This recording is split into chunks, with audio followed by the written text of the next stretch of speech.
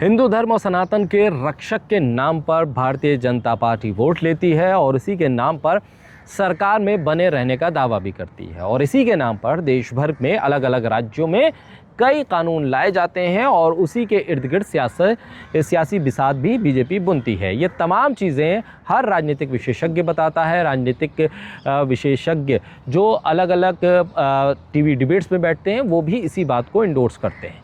लेकिन दिल्ली से जो तस्वीरें सामने आई, जिन तस्वीरों में साफ तौर पर हिंदू मंदिर एमसीडी के बुलडोज़र की निशाने पर आ गए और फिर लोगों में आक्रोश भड़क गया। लोगों का आक्रोश क्या है और जब जिस मंदिर पर एमसीडी का बुलडोज़र चला उस मंदिर को लेकर दिल्ली के लोगों की आस्था क्या है, सबसे पहले ये वीडियो सुनिए और फिर हम आपको बताएंगे कि इस बुलडोज़र की कार्रवाई के पीछे की वजह क्या बताई जा रही है और ये कितना महत्वपूर्ण मुद्दा दिल्ली की सियासत के लिए अब होता जा रहा है। सुनिए ये वीडियो।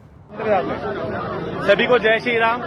ये हिंदू टेम्पल है आपका अपना झंडेवालान मंदिर में और ये आरएसएस की बिल्डिंग है जहाँ पर अपना झंडेवालान मंदिर में। ये मंदिर का इतिहास 1400 साल पुराना है। सन 1947 से हम यहाँ बैठे हैं और यहाँ पे मंदिर की सेवा कर रहे हैं। सभी श्रद्धालु सेवादारों को दिखाइए, सभी श्रद्धालु सेवादार यहाँ पे वेट कर रहे हैं कि किसी तरीके से कि आरएसएस की कार्रवाई रुके।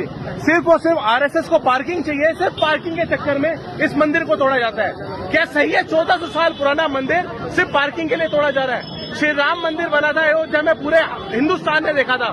मोदी जी की, योगी जी की फोटो हर जगह आई थी और आज मंदिर टूट रहा है। कहाँ है इनकी फोटो?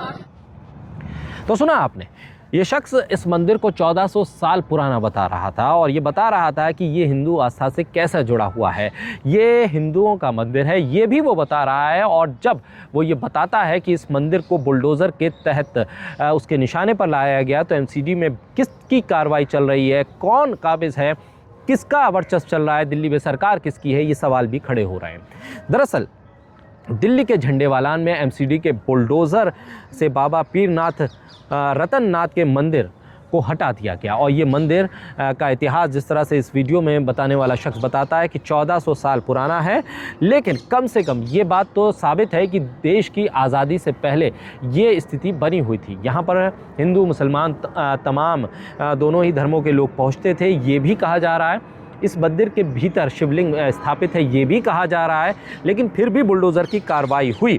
1947 पे बंटवारा हुआ था, तब से ये व्यवस्था यहाँ पर चली आ रही थी। लेकिन एक सवाल यहाँ खड़ा हुआ क्योंकि ये मंदिर है राष्ट्रीय स्वयंसेवक संघ के दफ्तर के पास और ये भी कहा जा रहा है कि इस मंदिर को हटाने के पीछे की वजह यह है कि आरएसएस को पार्किंग के लिए जगह चाहिए और ये जगह अब आरएसएस की पार्किंग के लिए खुल जाएगी। ऐसे आरोप वहाँ पर प्रदर्शन करने वाले तमाम लोग लगा रहे हैं।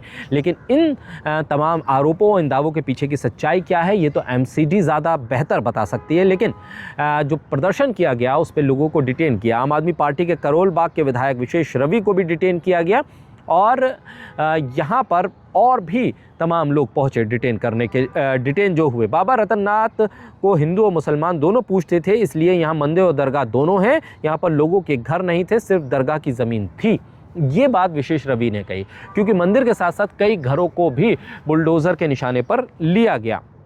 ऐसे में एमसीडी की इस कार्रवाई के खिलाफ लोगों का आक्रोश बढ़ता जा रहा है। अतिक्रमण हटाने के खिलाफ ये अभियान बताया गया एमसीडी का। लेकिन सवाल ये है कि आप अगर सनातन के रक्षक हैं, अगर मंदिर में शिवलिंग स्थापित है तो आप ऐसे किस तरह की कार्रवाई का समर्थन कर सकते हैं? क्योंकि आप ज़मीन खोद कर तो मंदिर निकाल रहे हैं, ज़मीन खोद कर तमाम आर्कियोलॉजिकल सर्वे के ज़रिए तो मंदिर स्थापित करने की कोशिश कर रहे हैं। लेकिन जो पहले से स्थापित मंदिर है आप उसको तोड़कर क्या मैसेजिंग देना चाहते हैं? अतिक्रमण के नाम पर आप एक पुरानी व्यवस्था को तोड़ रहे हैं, पुरानी जो आस्था है उसको धराशायी करने की कोशिश कर रहे हैं। सवाल ये है कि क्या सिर्फ पार्किंग की ज़मीन के लिए ये तमाम चीज़ें हो रही हैं?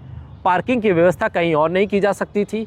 आरएसएस का वर्चस्व क्या इतना बढ़ गया है कि वो किसी एक मंदिर की जगह को लेकर पार्किंग की व्यवस्था को बढ़ा दे और एमसीडी उस पर साथ दे दे? क्योंकि ये तमाम आरोप हैं। इन तमाम आरोपों पर आरएसएस को भी सामने आकर स्पष्टीकरण देना चाहिए क्योंकि ये बेहद संवेदनशील मामला है। एमसीडी पर भी तमाम आरोप है लेकिन वो भी खामोश है। वो सिर्फ इसे अतिक्रमण से जोड़कर इस मामले से पल्ला नहीं झाड़ सकती क्योंकि ये मामला आस्था से जुड़ गया है। विशेष रवि जो आम आदमी पार्टी के विधायक हैं वो इस पूरे मामले में सामने आए हैं। प्रोटेस्ट हुआ है, डिटेन किए गए हैं लोग, पुलिस की कार्रवाई भी हुई है। बहरहाल ये मामला दिल्ली की सियासत पे अब गर्माता जा रहा है, क्योंकि मामला मंदिर से जुड़ा है, मामला आरएसएस से जुड़ा है, आरएसएस की पार्किंग से जुड़ा है। इन तमाम सवालों के जवाब अब आरएसएस, एमसीडी और दिल्ली सरकार को मिल बांट के देना चाहिए, क्योंकि आस्था से खिलवाड़ नहीं हो तो बेहतर है।